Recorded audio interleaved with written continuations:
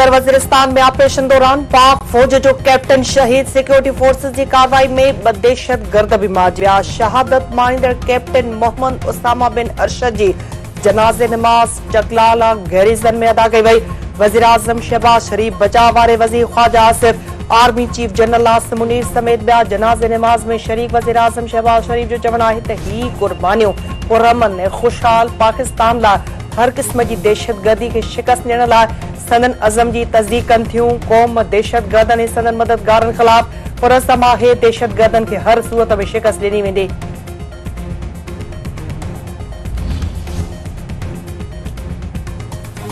सदर आसिफ अली ज़रदारी ज़राअत ते टैक्स लॻाइण जी मुखालफ़त कई छॾी। संदसि चवण आहे त एग्रो इंडस्ट्री मुल्क जो मुस्तक़बिल आहिनि। कुझु दोस्तनि खे इहा ॻाल्हि सम्झ में नथी अचे। हुकूमत ज़राअत ते टैक्स लॻाए रही आहे। IMF जी शर्त आहे त वॾनि ज़मींदारनि ते टैक्स लॻाई वञे। ज़रई टैक्स बाबति क़तई फ़ैसिलो सूबनि खे करणो आहे। मुल्क ठाहिण में रुॻो मालियात न पर ॿियनि शयुनि जी बि अहमियत हूंदी आहे। ज़िंदगीअ में हर कंहिं ते ॾुखियो वक़्तु ईंदो आहे ऐं हर आज़माइश खे मुंहुं ॾियणो पवंदो आहे। हू TV न ॾिसंदो आहे छाकाणि त संदसि गिला कई वेंदी आहे जंहिंखे हू सवाबु सम्झे थो। सोशल मीडिया जे दौर में हर ॻाल्हि खे दुनिया साम्हूं रखे सघिजे थो। सोशल मीडिया में ग्रुपिंग नज़र अची रही आहे। हू आज़ाद सहाफ़ जो हामी आहे पर ग्रुप ठाहे के ख़ासि मक़सद लाइ थींदड़ सहाफ़ जो मुख़ालिफ़ आहे।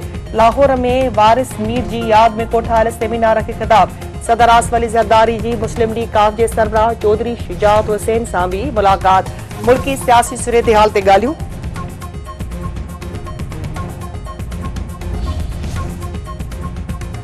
वज़ीर आज़म शहबाज शरीफ तरफ़ां 200 यूनिट वारनि बिजली वापेदारनि खे 3 महीना रिलीफ ॾियण जो ऐलान। संदसि चवण आहे त प्रोटेक्ट वापेदारनि खे 3 महीननि ताईं 50 अरब रुपयनि जी सब्सिडी ॾिनी वेंदी। वापेदारनि खे 4 खां 7 रुपयनि ताईं फ़ाइदो थींदो। हुननि सियासत कुर्बान करे रियासत खे बचायो आहे। 90 ॾींहनि अंदरि करप्शन ख़तम करण जा ऐलान कंदड़नि जे दौर में वॾा करप्शन स्कैंडल ज़ाहिर थिया। कणिक ऐं खंडु ॿाहिरि मोकिले खीसा भरिया विया। बेएतमादी रिथ खां बचण लाइ पेट्रोलियम शयुनि जा अघ घटाए मईशियत खे नुक़सान पहुचाए वियो। IMF सां 3 सालनि जो प्रोग्राम को राज़ नाहे।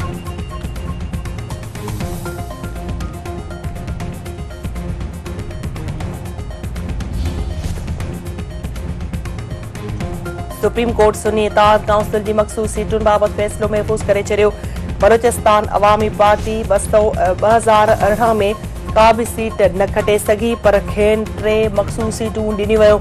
इलेक्शन कमीशन जी मुनाफ़िक़त ज़ाहिर आहे। वकील फैसल सिद्दीकी दलीलनि तहत सुठे इतिहाद सुन्नी इताद काउंसिल खे हिकु सीट बि न मिलणु घुर्जे। तव्हांजा दलील क़बूल कया वञनि त मख़सूस सीटूं त तहरीक इंसाफ़ खे मिलंदियूं। चीफ जस्टिस काज़ी फाइज़ी सां वोट जे हक़ ते केरु न ॻाल्हाए रहियो आहे।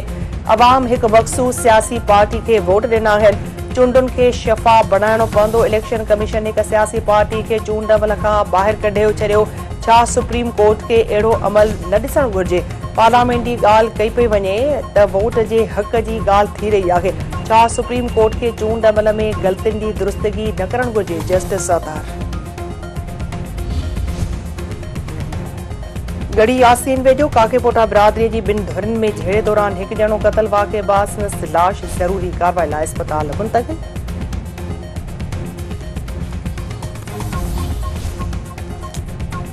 ऐं सिंध जे मुख़्तलिफ़ शहरनि में किथे तेज़ त किथे हल्की बरसात। 2 ॼणा फ़ौत। कराची जे मलीर, क़ाइदाबाद, पिपरी गुलशन, हदीद गुलिस्तान जोहर ऐं ॿियनि इलाइक़नि में बरसात।